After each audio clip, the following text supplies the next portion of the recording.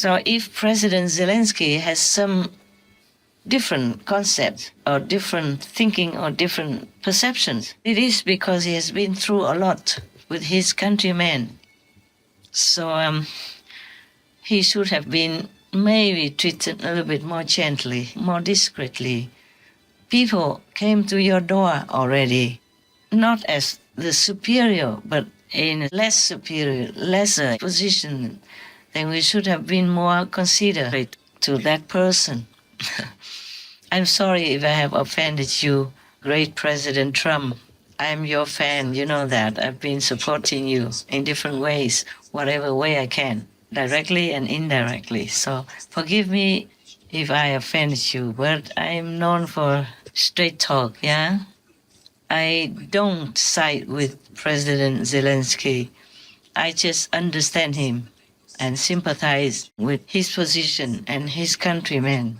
I wish that country the best and the quickest possible peace. There must be a sorting out of misunderstanding or knots in between before the whole world should know.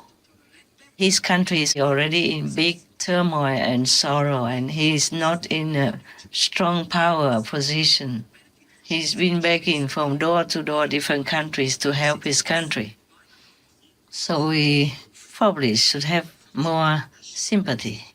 When somebody is already in a worse position, we should not hurt him more.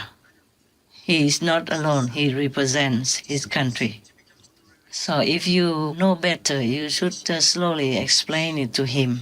That's what I think, yeah? Forgive the old woman thinking. When we are winning, we have this kind of powerful overconfidence, so we might not be able to understand the other people who are of lesser fortune. That's all. You did not mean anything, President Trump. You did not mean anything bad. You thought your way is the best already. And it could be the best. It's just you must slowly explain it to somebody who is not you, who is not in your mighty position, who is having too much of a headache, too much confusion, too much pressure from all sides, who probably haven't seen his wife and kids for I don't know how long. When the war first started, his wife had been interviewed on the television, and she said to the host, "Thanks to you today, I could see my husband. I haven't seen him ever since the war started until now, and that was a long time. And his children also don't see him. And even his children want to become soldiers, go out and fight already. They were kids." Родина вже ж, як і всі українські родини, зараз роз'єднана. Ну, ваш чоловіка війна практично забрала. Ніхто в мене чоловіка не забере, навіть війна. Але так, він живе на роботі, ми його майже не бачимо. 2,5 місяці ми взагалі не бачилися, так? Спілкувалися тільки телефоном. Зараз у нас було кілька можливостей побачитися. І я вам також вдячна за цю можливість, тому що ми зараз проводимо час разом. Побачення в ефірі. Побачення в ефірі, так, дякую вам. Це така, знаєте, чудова нагода попити разом чаю. Прокинулася від дивних звуків за вікном, як усі, мабуть. Темно, була ж майже ніч тоді, і я дивлюся, що Володимира поруч немає. Я пішла до сусідньої кімнати, знайшла його, він вже був одягнений в костюмі, але без краватки. Ну, вже ж я зрозуміла, що, запитала, що відбувається, він сказав, тільки почалося. Ну, емоції не можна передати, тому що тут і жах, і заціпаніння. І він це мені сказав і пішов. В принципі, ми більше не можна сказати, що бачились довго.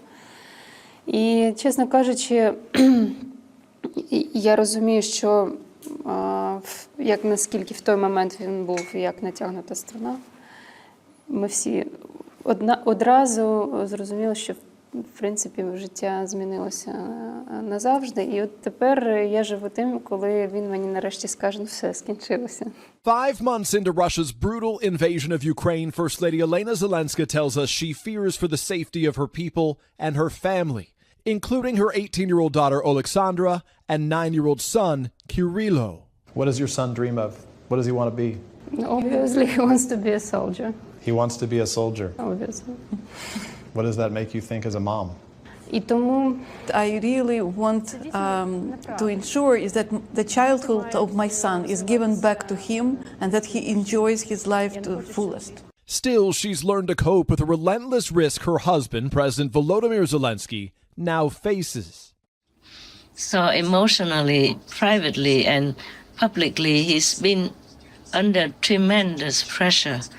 So even if he thinks something wrongly, we should be able to understand him and help him, because that is helping millions of people, his co-citizens. I'm tearing up now as I'm talking about that. I have no power to help. I mean, physically not. I'm doing many things, but it doesn't look like I could decide the fate of his country.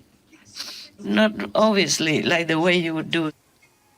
You see, President Zelensky also has a big pressure on his chest, because whatever you demand him to sign or whatever he decides to sign, he can never be sure whether or not his people will accept it, whether or not they will support him inside or outside in his decision, even if he has the best intention to end the war, to end all the suffering and the killing. He himself might have a very unfavorable outcome from his decision and reaction from his people. So it is difficult for him also. So, President Trump, you're a great man. Please ask him to come back and talk together in a private room.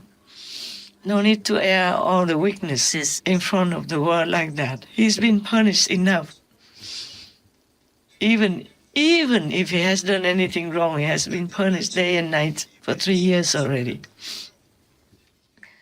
And now, President Zelensky, I have no right to talk to you or to President Trump. I'm just a woman. Women have a soft heart, you know? We are not warlike like men. Most wars are caused by men, not by women.